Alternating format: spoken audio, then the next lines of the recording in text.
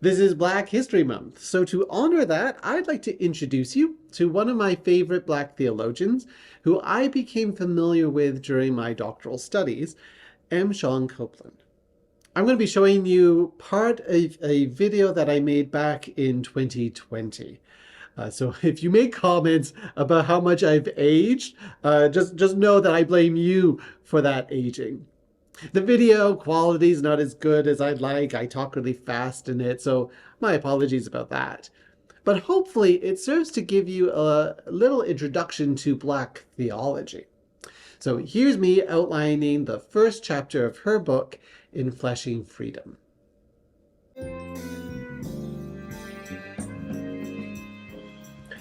M. John Copeland is a professor emerita of systematic theology at Boston College.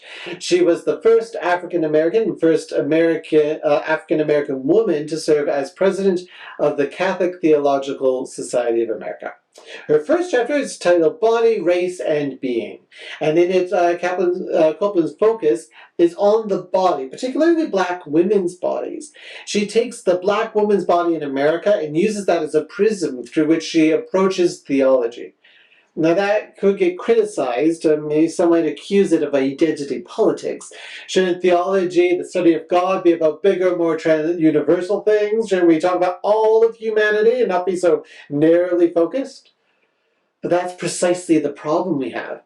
The Enlightenment thinkers wrote about the human condition in ways that they thought were universal.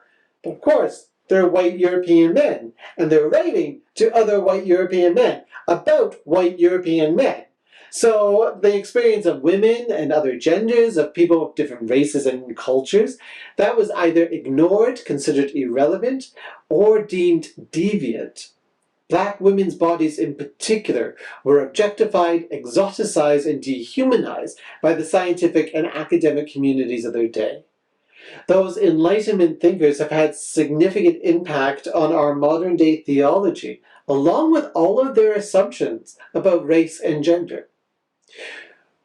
Another reason for focusing on the body is that the church has been historically somatophobic, having a fear of the flesh. There's a tendency in Christian tradition to view the soul as good and the body as bad. That dualism is a heresy, but we've been tempted by it throughout the ages. But Jesus is God made flesh, and that incarnation is central to our faith as Christians. And in a negrophobic society, seeing the light of divine revelation embodied in Black women is critical. Not just because it can teach us a different perspective, but Copeland says it does more. It transforms the way that we relate to each other. In the rest of her book, Copeland demonstrates how our theology has affected the way that Black women's bodies have been treated throughout history. And then she points out some new directions that our church can take when theology becomes centered around Black women's bodies. A deeper respect for our bodies, especially marginalized bodies, changes how we view Christ's body in communion.